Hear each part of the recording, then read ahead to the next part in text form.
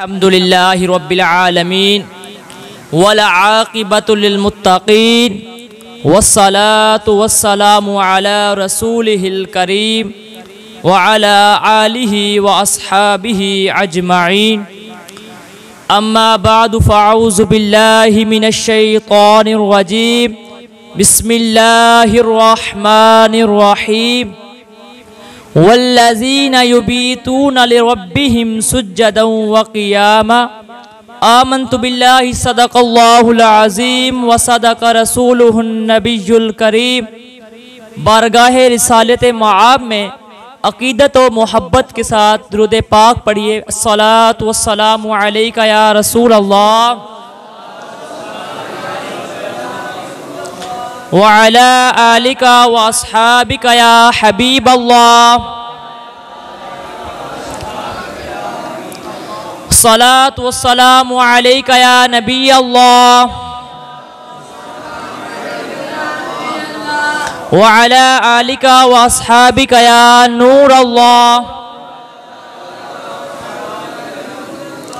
फरमाने मुस्तफ़ा सल्लल्लाहु ताला अलैहि व आलिहि वसल्लम है कि जो बंदे मोमिन मुझ पर एक मर्तबा दुरूद पाक पढ़ता है, अल्लाह पाक उस पर 10 रहमतें नाजिल फरमाता है। सल्लु अलल हबीब सल्लल्लाहु ताला अला मुहम्मद। प्यारे इस्लामी भाइयों, मैंने अभी आपके सामने कुरान मजीद फुरकान हमीद की एक आयत करीमा तिलावत करने का शर्फ हासिल किया है, जिसमें अल्लाह पाक ने अपने प्यारे बंदों का, अपने ख़ास बंदों की इबादत का जिक्र फरमाया है। चुनाचे अल्लाह पाक इरशाद फरमाता है, वल्लज़ीना युबीतूना लिरब्बिहिम सुज्जदन व क़ियामा। तर्जुमा, और वो जो रात काटते हैं अपने रब के लिए सजदे और क़याम में, यानी जो लोग कसरत से इबादत इलाही करते हैं और अपने शब रोज़ बारगाह इलाही की इबादत में गुजारते हैं और फ़राइज़ अदा करने के साथ साथ नफली इबादत भी करते हैं, ज़िक्र व अज़कार और अल्लाह पाक की तस्बीह और पाकी बयान करते हैं, वो अल्लाह ताला के करीबी हो जाते हैं। और फिर वो लोग सालिहीन यानी अल्लाह पाक के नेक बंदे हो जाते हैं और वो अल्लाह पाक से जो भी मांगते हैं अल्लाह पाक उन्हें अता फरमाता है और उनसे मोहब्बत फरमाता है। और बुखारी शरीफ की मशहूर हदीस पाक है कि जब अल्लाह पाक किसी बंदे से मोहब्बत फरमाता है तो जिब्राईल अलैहिस्सलातु वस्सलाम को बुलाकर फरमाता है, ऐ जिब्राईल, मैं फलां बंदे से मोहब्बत फरमाता हूँ, तो तुम भी उससे मोहब्बत फरमाओ। तो हज़रत जिब्राईल अलैहिस्सलातु वस्सलाम उससे मोहब्बत करते हैं। फिर हज़रत जिब्राईल अलैहिस्सलातु वस्सलाम आसमान वालों को निदा करते हैं कि ए आसमान वालों, अल्लाह पाक फलां बंदे से मोहब्बत फरमाता है, लिहाजा तुम भी उससे मोहब्बत फरमाओ। तो आसमान वाले भी उससे मोहब्बत करते हैं। फिर ज़मीन वालों में भी उसकी मकबूलियत रख दी जाती है। सामईन कराम, इस हदीस पाक से मालूम हुआ कि जो शख्स अल्लाह ताला की इबादत करता है, उसका जिक्र करता है, तो रब ताला, जिब्राईल और आसमान वाले सब उससे मोहब्बत करते हैं। फिर हुक्म खुदा तमाम ज़मीन वाले भी उससे मोहब्बत करते हैं। यही वजह है कि औलिया कराम अलैहिमुस्सलातु वस्सलाम के मज़ारों पर मखलूक का हुजूम रहता है, लोगों के दिल उनकी मोहब्बत की तरफ खिंचे चले जाते हैं। ऐसा क्यों ना हो, क्योंकि उन्होंने अपने खालिक हकीकी के नाम को जिंदा किया, और जो अपने खालिक हकीकी के नाम को जिंदा करता है तो अल्लाह पाक भी उसके नाम को जिंदा रखता है। जैसा कि इरशाद बारी ताला है, फज़कुरूनी अज़कुरकुम, कि तुम मेरा जिक्र करो तो मैं तुम्हारा जिक्र करूँगा। सुबहान अल्लाह। आइए इस्लामी भाइयों, हम अपने गौसे पाक, अपने पीर मुर्शद के हालात इबादत के बारे में कुछ सुनते हैं।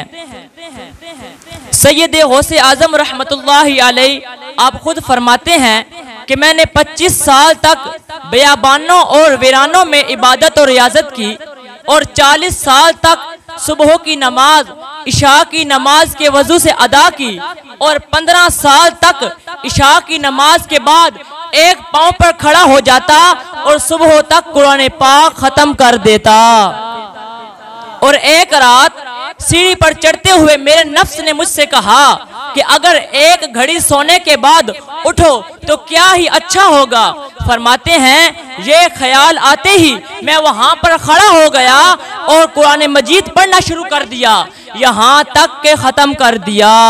सुबहान अल्लाह। इसी तरह हमारे पीराने पीर गौसे पाक रहमतुल्लाहि ताला अलैहि के साहबजादे हजरत शेख ज़ियाउद्दीन अबू नसर मूसा रहमतुल्लाहि अलैहि का बयान है कि अपने वालिद मोहतरम रहमतुल्लाहि अलैहि यानी गौसे पाक रहमतुल्लाहि अलैहि से सुना कि आप फरमाते हैं कि एक दफ़ा मैं दौरान सयाहत किसी जंगल की तरफ निकल गया जहां अबो दाना यानी खाने पीने का कोई इंतजाम, कोई साजो सामान ना था।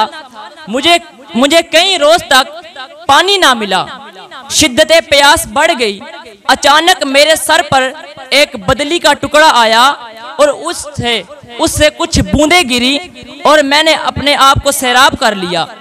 फिर मैंने एक नूर देखा जिससे आसमान का किनारा रोशन हो गया। उससे एक सूरत नमूदार हुई जिसने मुझसे यूं कहा कि तेरे परवरदिगार ने तेरे वास्ते हराम चीजें हलाल कर दी हैं। तो मैंने फौरन ताउज़ यानी आऊज़ु बिल्लाहि मिनश शैतानिर रजीम पढ़ा तो उसकी रोशनी खत्म हो गई और वह सूरत धुएं की मानत दिखाई देने लगी।